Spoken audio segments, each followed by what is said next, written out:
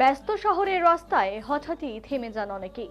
চারপাশের কোলাহলের মাঝেও আলাদা করে কানে আসে গিটার আর কণ্ঠের মেলবন্ধন। উদ্দেশ্য শুধু মনোরঞ্জন নয়, গানের মাধ্যমে সমাজের প্রান্তে থাকা মানুষদের পাশে দাঁড়ানো। বিদেশের জনপ্রিয় বাস্কিং সংস্কৃতিকে মানবিক ভাবনায় মুড়ে শিলিগুড়ির রাস্তায় নতুন দৃষ্টান্ত করছেন দুই তরুণ। গত কয়েক মাস ধরে শহরের বিভিন্ন মোড়, ফুটপাত এবং খোলা জায়গায় গান গেয়ে চলেছেন সৌরভ সান্যাল এবং সুরঞ্জন দেবনাথ। একজন কলেজ পড়ুয়া, অন্যজন পুরোপুরি সঙ্গীতকেই পেশা হিসেবে বেছে নিয়েছে। গান গেয়ে যে অর্থ সংগ্রহ হয় তা নিজের জন্য নয়, সেই টাকায় কিনে দেওয়া হয় খাবার, ওষুধ কিংবা নিত্য প্রয়োজনীয় সামগ্রী। সপ্তাহ শেষে সব হিসেব মিলিয়ে প্রয়োজনীয় মানুষদের হাতে তুলে দেওয়াই তাদের নিয়ম। তবে শুরুটা মোটেই সহজ ছিল না। প্রথম দিকে অনেকেই এই উদ্যোগকে ভুল চোখে দেখেছেন। কোথাও গান গাইতে বাধা, কোথাও কটূক্তি, সবই সহ্য করতে হয়েছে। শিলিগুড়ির রাস্তায় আজ তাই গানের সুর শুধু বিনোদন নয়, হয়ে উঠেছে সহমর্মিতার ভাষা। বিদেশি সংস্কৃতির ছোঁয়ায় জন্ম নেওয়া এই উদ্যোগ প্রমাণ করছে ইচ্ছে থাকলে সুর দিয়েও সমাজের পাশে দাঁড়ানো যায়। সৌরভ সান্যাল জানান, প্রথম দিকে অনেকেরই কাছে এই বিষয়টি ভিক্ষের মতো মনে হতো, কিন্তু ধীরে ধীরে বদলেছে চিত্র। এখন পথ চলতি মানুষ থেমে গান শোনেন, কেউ কেউ স্বেচ্ছায় সাহায্যও করেন। সুরঞ্জন দেবনাথের কথায়, গান যদি শুধু নিজের আনন্দে সীমাবদ্ধ না থেকে অন্যের কাজে লাগে, সেটাই তাদের সবচেয়ে বড় প্রাপ্তি। ইতিমধ্যে সোশ্যাল মিডিয়ায় ছড়িয়ে পড়েছে তাদের গান গাওয়ার মুহূর্তের ভিডিও, যা আরও অনেক তরুণকে এমন উদ্যোগে আগ্রহী করে তুলেছে।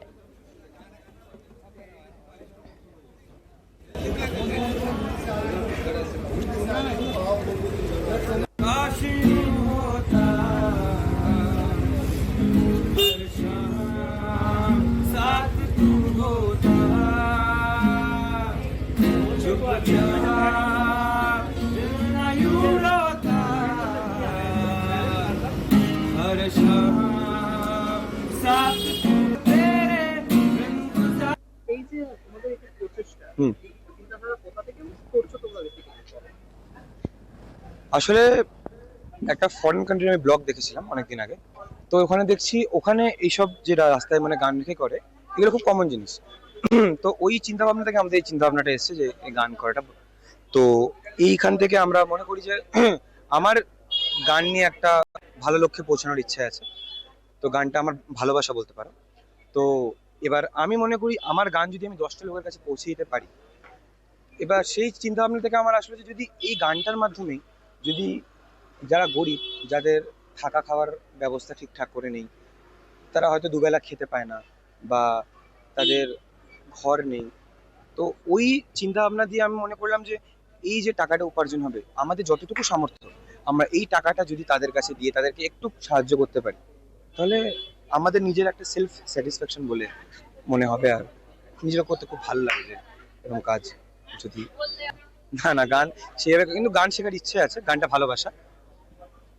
তো সেভাবে শেখা হয়নি কখনো কোনো জায়গায়, তো নিজে থেকেই ইউটিউব দেখে শেখা, আমার গিটারও শেখা ইউটিউব দেখে। তো ওখানেই দেখতে দেখতে লোকের গান শুনতে শুনতে শুনতে শুনতে শিখতে। সহযোগিতা করা এবং বন্ধুর মনোবল বাড়ানো কেমন লাগছে, এবং রীতিমতো এখন তো ভিডিও তো ভাইরাল বিভিন্ন জায়গায়, কেমন লাগছে? অ্যাকচুয়ালি কি বলবো, প্রথম আমাদেরকে খুব নার্ভাস হতো এটা করতে, বাট দেন ধীরে ধীরে যেমন করলাম, অনেকগুলো লোকের ভালোবাসা পাইলাম, দেন আমাদেরও মানে নিজের সেলফ কনফিডেন্স আছে কে we can do it.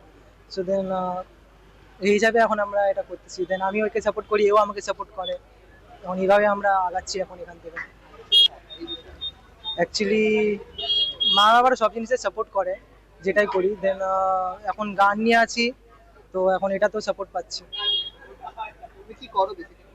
Actually এখন আমি সিঙ্গিং লাইনে আছি, এটা দিয়ে আগাচ্ছি। সুরঞ্জন দেবনাথ।